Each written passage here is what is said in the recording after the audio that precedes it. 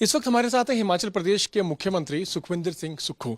Sir, Himachal Pradesh वैसे तो ठंडा प्रदेश है, लेकिन पिछले काफ़ी दिनों से हम देख रहे हैं राजनीतिक जो माहौल है वो काफ़ी गर्म है।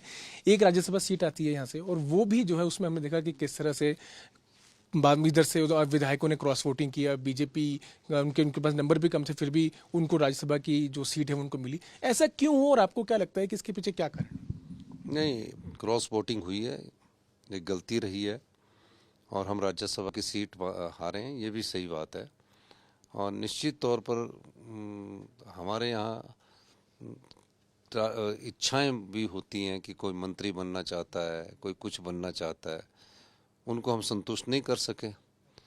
तो कुछ का तो अंदेशा था, कुछ का अंदेशा नहीं था, इसलिए हम राज्यसभा की सीट हारे हैं। और हमने एक वरिष्ठ नेता जो अधिवक्ता थे हिमाचल हिंदुस्तान के, वो यहाँ से चुनाव जीत नहीं सके। क्या कारण रहा, आपको क्या लगता है क्यों नाराजगी रही सर? देखिए, नाराज़गी छोटी मोटी होती है, लेकिन निश्चित तौर पर जो उनके साथ लोग गए, उन लोगों को उन्होंने टिकट भी दिलाए होते हैं, तो उनके साथ जुड़ जाते हैं। तो पार्टी की विचारधारा से जुड़ना चाहिए। तो कहीं ना कहीं हमने उनको संतुष्ट करने की कोशिश की, काम भी सारे किए, उनके अपने विधायकों के जो भी कार्य थे वो सब कर दिए हमने। लेकिन कहीं ना कहीं खरीदो फरोख्त हुई है, और खरीदो फरोख्त के कारण हम ये चुनाव हारे हैं। इनको ये जो स्थिति थी इसके बारे में आपने आला कमान को बताया था? नहीं, मैंने नहीं बताया था इस बारे में, क्योंकि मुझे उम्मीद ही नहीं थी कि इतनी खरीदो फरोख्त होगी। ये फैक्शंस जो हैं अलग अलग पार्टी के हम देख रहे हैं। प्रतिभा सिंह अलग बात रखती हैं, मुकेश अग्निहोत्री जी की भी अपनी एक राय है। एक सवाल ये, प्रतिभा सिंह जी वो कह रही हैं कि लोकसभा चुनाव में पार्टी इस वक्त काफ़ी कमज़ोर है। उन्होंने पीएम मोदी की तारीफ भी की, इसको आप किस तरह से? वो प्रदेश अध्यक्ष है, वो ज़्यादा बता सकती है पार्टी की स्थिति को।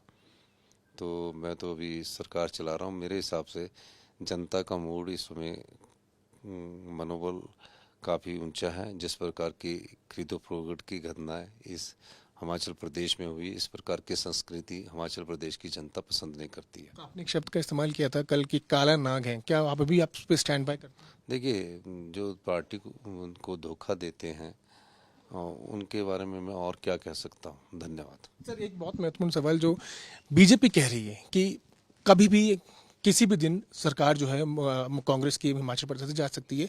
रात को सोएं, सुबह उठें तो हो सकता है कि आप मुख्यमंत्री ना रहें। इस पर आप क्या कहें? देखिए, हम 5 साल के लिए आए हैं, 5 साल जनता ने चुनकर भेजा है। ये तो मीडिया का हाइप किया हुआ है, मुझे समझ ही नहीं आता। 34 हमारे हैं, 25 उनके हैं, फिर काहे के लिए 6 वो क्रॉस वोटिंग वाले डिस्क्वालिफिकेशन हो गए? क्यों ऐसे सपने ले रही हैं? वो एक हाइप किया हुआ, ठीक है। कुछ लोग राजनीति में हमारे अंदर, देखिए, कुछ लोग हमारे भी विरोधी पार्टी के अंदर होते हैं।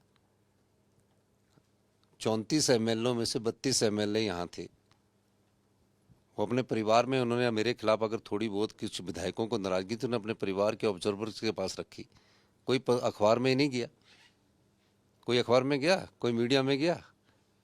तो ये आप लोगों की हाइप है कि कोई बात बोलता है, तो ऐसी बात नहीं है। 5 साल सरकार चलाएंगे, गुड गवर्नमेंट, गुड गवर्नेंस करेंगे। अच्छे शासन के लिए अच्छे प्रशासन की जरूरत है, और ईमानदार सरकार चलाएंगे। आप निश्चिंत रहिए, 5 साल बाद हम जब चुनाव में जाएंगे, फिर जनता तय करेगी कि हमें मौका देना कि नहीं देना। और भी विधायक आपके उनके संपर्क में, ऐसा वो क्लेम कर रहे हैं?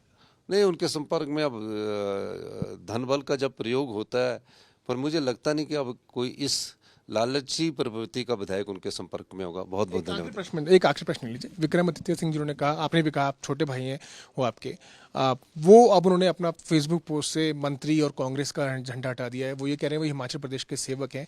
जो स्थिति इस वक्त बनी हुई है उसको आप किस तरह से? मैं तो देखता नहीं यार फेसबुक, वो तो मैं आपको बता रहा हूँ, हटा दिया उन्होंने।